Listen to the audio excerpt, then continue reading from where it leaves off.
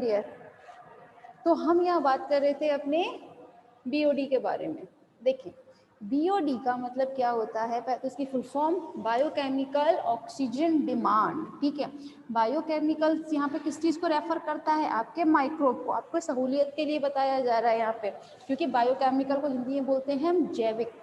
ठीक है, तो यहाँ पर मैं जस्ट आपकी सहूलियत के लिए ही बता रही हूँ कि बायोकेमिकल किसे रेफर करता है, माइक्रोब को। माइक्रोब मतलब यहाँ पर बैक्टीरियाज होते हैं। ठीक है, तो बैक्टीरिया वो भी कैसे हैं, एरोबिक है। ठीक है, तो ये क्या काम करते हैं, आपके पास कोई भी गंदा पानी है, ठीक है, तो इसमें दोनों प्रकार के पदार्थ रहेंगे, आपके कार्बनिक और इनकार्बनिक, दोनों ही प्रकार के रहते हैं। ठीक है, तो उस स्थिति में आपके जो माइक्रोब्स हैं उन्हें कितनी ऑक्सीजन चाहिए, उन्हें कितनी ऑक्सीजन की डिमांड है, जिसकी वजह से वो उस पूरे पानी को क्या कर सके, उसमें उपस्थित जितने भी आपके ऑर्गेनिक एंड इनऑर्गेनिक मैटर है उनका क्या कर सके, वो डिकम्पोज कर सकें। ठीक है, तो उसको हम क्या बोलते हैं, उसे हम बोलते हैं बीओडी।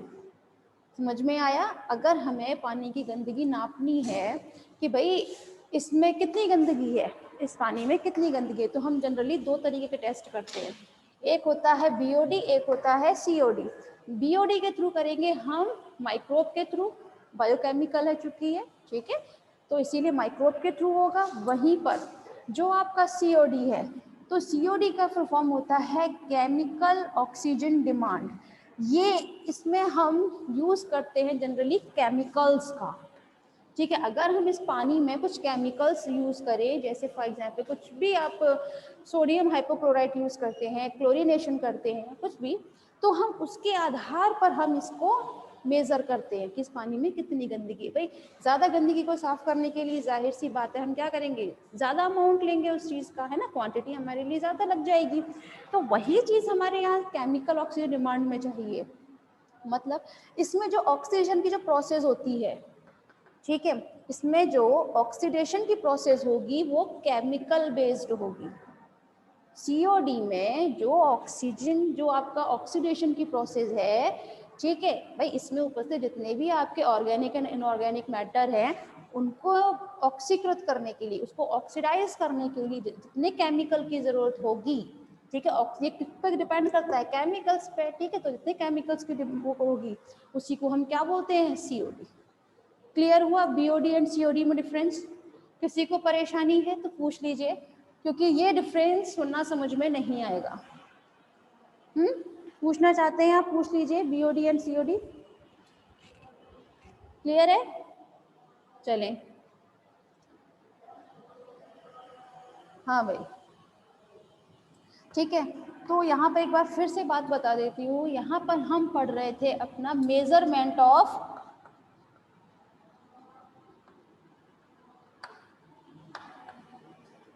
Pollution in water. ठीक है, हम मेजरमेंट किसके थ्रू करते हैं, बीओडी एंड सीओडी के थ्रू। ठीक, दोनों में डिफरेंस आपको बता ही दिया है। तो चले अब देखते हैं हम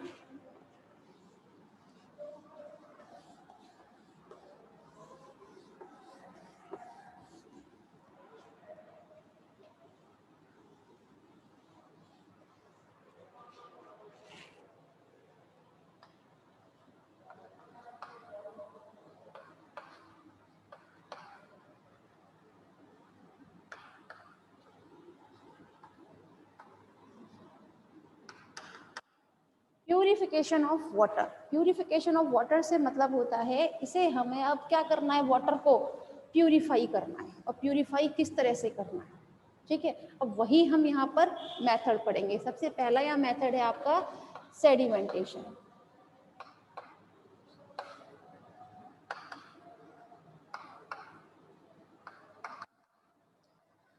सेडिमेंटेशन से मतलब होता है कि आपके पास जो भी गंदा पानी है, सीवेज वाटर है, ठीक है, आपको उसमें कुछ केमिकल्स वगैरह मिलाते हैं। जैसे ठीक, सपोज कीजिए ये है, इसमें ये कुछ वाटर दिया हुआ है,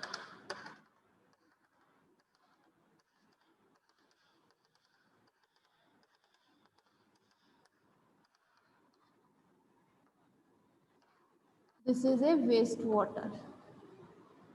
ठीक है, क्लियर है? अब हमें करना क्या होता है, इसमें हमने कुछ ऑर्गेनिक केमिकल्स डाल दिए इसमें हमने, ठीक है। ऑर्गेनिक केमिकल से मतलब होता है लाइक एलम यूज किया है हमने, एलम है,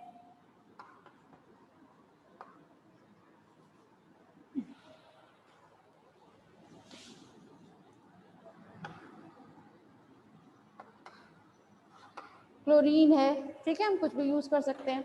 तो हम इस पानी में क्या डालते हैं, हम एलम यूज करते हैं, एलम हमने जनरली डाल दिया इसमें।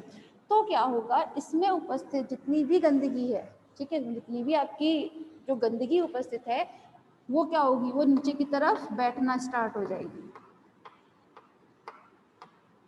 ठीक है, उसका क्या हो जाएगा, सेडिमेंट हो जाएगा, ये लीजिए, ठीक है। कुछ गंदगी तो इस तरीके से साफ हो जाएगी आपकी, और कुछ गंदगी आपकी यहाँ पर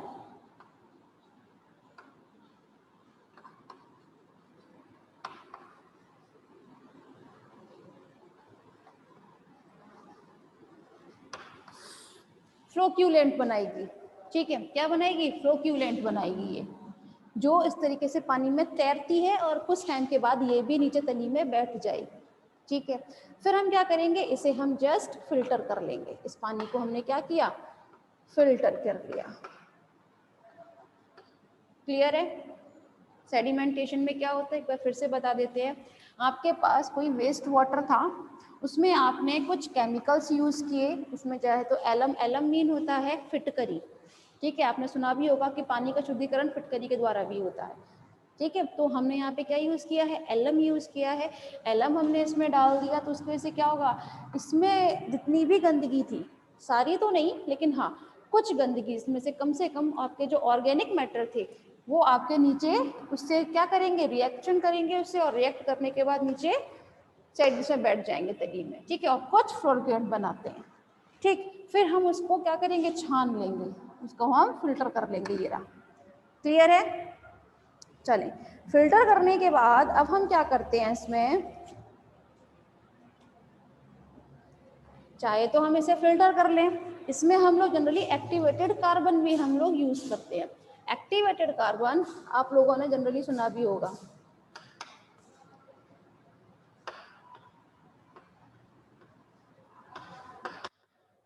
एक्टिवेटेड कार्बन का भी हम लोग यूज करते हैं। एक्टिवेटेड कार्बन का हम यूज क्यों करते हैं कि एक्टिवेटेड कार्बन इसमें काफी जितनी भी आपकी इम्प्योरिटीज होती है उसको एब्जॉर्ब कर लेता है ना। आप लोग जनरली देखिए टीवी में भी दिखाते हैं, कुछ एड्स ऐसे दिखाते हैं लाइक पॉन्ड्स वगैरह के, इसमें भी एक्टिवेटेड चारकोल का यूज किया जाता है, पानी में डालते हैं वो लोग दिखाते हुए, बाकायदा एक्टिवेटेड कार्बन को ही दिखाते हैं, है ना।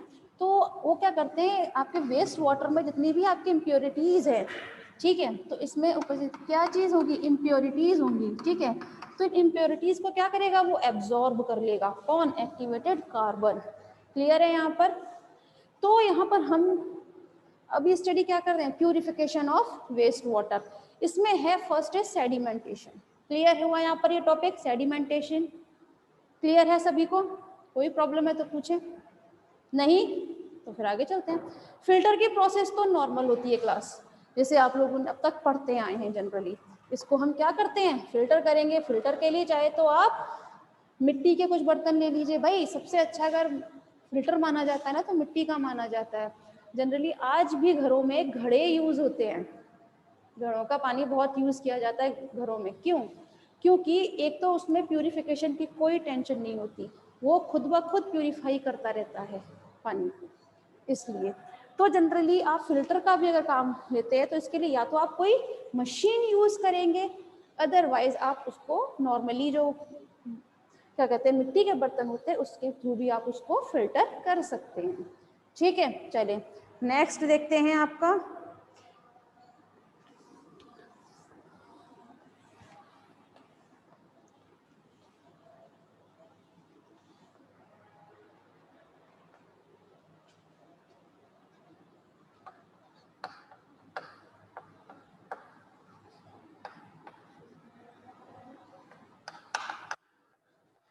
डिसइंफेक्शन, ठीक है। डिसइंफेक्शन मीन अभी हम लोगों ने दो टर्म्स पढ़े थे, first sedimentation and second is filter. Filter करने के बाद भी जो पानी होता है वो इतना साफ नहीं होता, थोड़ा सा हाँ ट्रांसपेरेंट तो हो जाता है, लेकिन वो इतना साफ नहीं होता कि जिसकी वजह से उसको आप पी सके। तो इस कंडीशन में हम क्या करते हैं, उसको अब हमें करना पड़ेगा डिसइंफेक्शन। जनरली अगर आपको ये करना है तो उसके लिए एक डायग्राम देख लेते हैं हम लोग।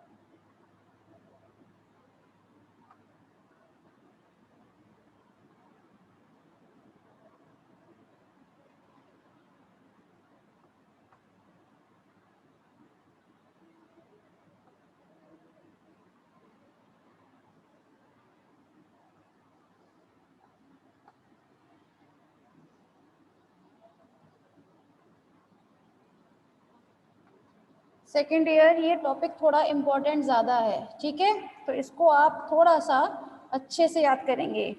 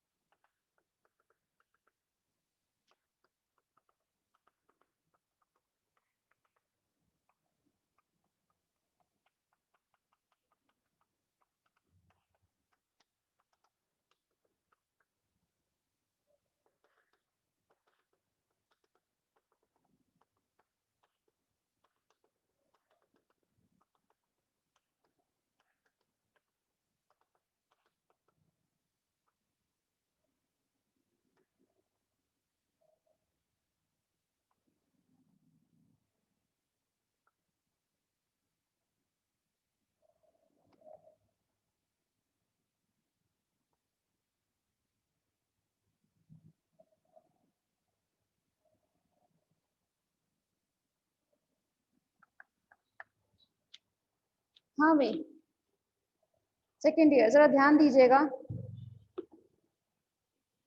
यहाँ पर ये जो डायग्राम आप देख रहे हैं जनरली, ये इसके थ्रू हम क्या करते हैं, वेस्ट वाटर ट्रीटमेंट करते हैं।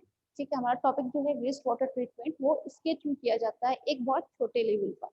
ठीक है, जो जनरली जो शहरों में होता है।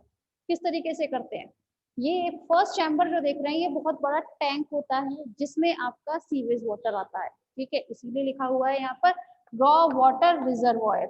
ये एक ऐसा टैंक है जिसमें आपका जो भी गंदा पानी है वो सारे इसमें स्टोर होता है। ठीक है, स्टोर होने के बाद हम क्या करेंगे सॉरी, उसे हम लेके जाएंगे आपके नेक्स्ट चैम्बर में।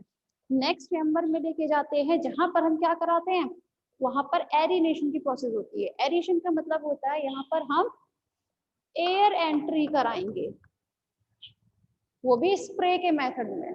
क्यों कराते हैं, यहाँ क्वेश्चन अराइज होता है क्यों कराते हैं हम ये एयर की एंट्री। हम इसलिए कराते हैं क्योंकि एयर के साथ ही इसमें ऑक्सीजन जाएगी। भाई ऑक्सीजन की तो जरूरत होगी ना, तभी तो इसमें जितने भी आपके बैक्टीरियाज हैं वो क्या काम करेंगे, इसमें जितने भी आपके ऑर्गेनिक एंड इनऑर्गेनिक मैटर होंगे उनको क्या काम करेंगे, उनको डिकम्पोज करेंगे। डिकम्पोजिशन के लिए उनको ऑक्सीजन की जरूरत होगी, तो उन्हें ऑक्सीजन प्रोवाइड हम इस वे में कराते हैं। ठीक है, क्लियर हुआ यहाँ पर कि हम इसे यहाँ पर क्यों भाई स्प्रे के मेथड में हम क्यों कराते हैं, या हम एयर क्यों प्रोवाइड कराते हैं इस नेक्स्ट चैम्बर में। क्लियर है, आगे चलते हैं। इसके बाद हम एक नेक्स्ट चैम्बर में लेके जाते हैं जो होता है आपका मिक्सिंग चैम्बर।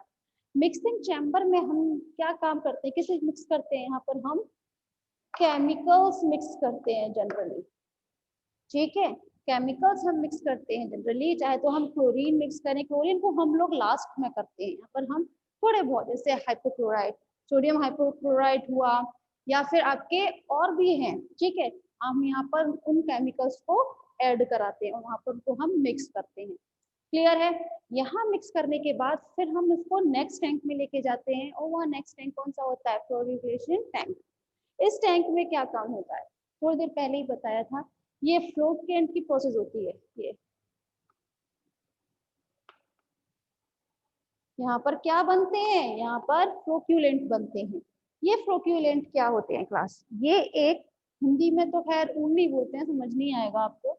ये एक ऐसी लेयर होती है जो इसमें जितने भी आपके ऑर्गेनिक मैटर होंगे, ठीक है, वो एक दूसरे के साथ जुड़कर एक लेयर बना लेते हैं। ठीक, जितनी भी इसमें ऑर्गेनिक मैटर है वो एक दूसरे के साथ कंबाइन हो जाएगी, जुड़ जाएगी, और क्या बनाएगी, एक लेयर बनाएगी, और इस तरीके से टुकड़े टुकड़ों में उपस्थित होती है। ठीक है, उसी को हम क्या बोलते हैं, फ्लोक्यूलेंट। ठीक है, जिसकी वजह से हम क्या करेंगे, उनको इजीली छान कर अलग कर लेते हैं। कर सकते हैं ना, क्योंकि ये ऊपर की ओर तैरती रहती है। अगर ये बहुत ज्यादा टाइम तक आप इसको एज इट इज छोड़ देंगे तो ये नीचे बैठ जाएगी। ठीक, अब हमने क्या किया, हम इस वाटर को हम नेक्स्ट लेवल पर लेके जाएंगे। नेक्स्ट लेवल है आपका सेटलिंग टैंक। देखें जरा, यहाँ पर क्या है आपका सेटलिंग टैंक है, नाम से ही पता चल रहा है। इस सेटलिंग टैंक में क्या होता है, ये फ्लोक्यूलेंट तो हमने यहाँ से हटा लिए थे, ठीक है, लेकिन इसमें और भी इम्प्योरिटीज तो थी।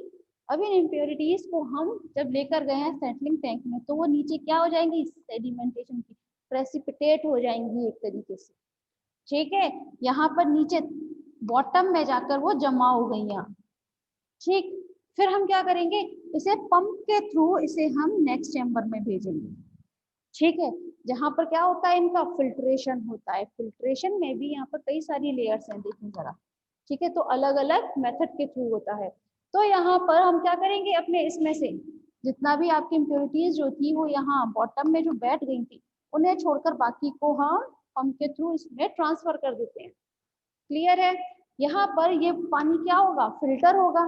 फिल्टर होने के बाद हम उसे कहाँ लेके जाएंगे, नेक्स्ट चैम्बर में, और उस नेक्स्ट चैम्बर में हम क्या मिलाते हैं, क्लोरीन। देखिए यहाँ लिखा भी है, अच्छा दिख नहीं रहा होगा शायद आप लोगों को, उसमें होता है क्लोरीन, यहाँ मैंने लिखा हुआ है बकायदा क्लोरीन। ठीक है, ये क्लोरीन लिखा है यहाँ पर।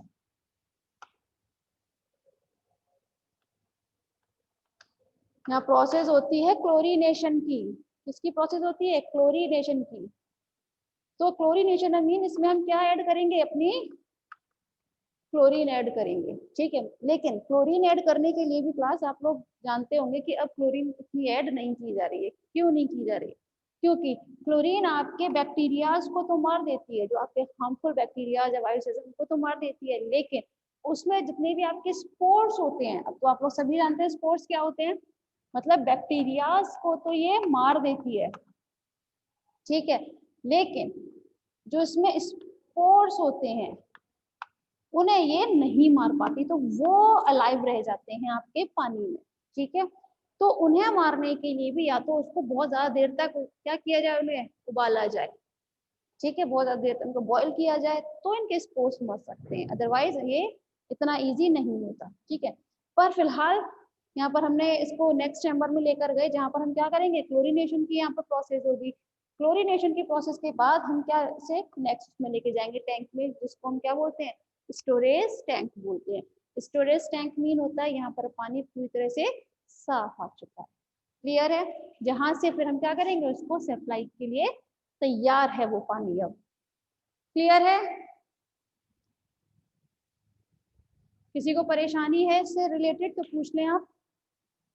क्या थोड़ी आती है प्यारों में। हाँ भाई, सबको क्लियर है?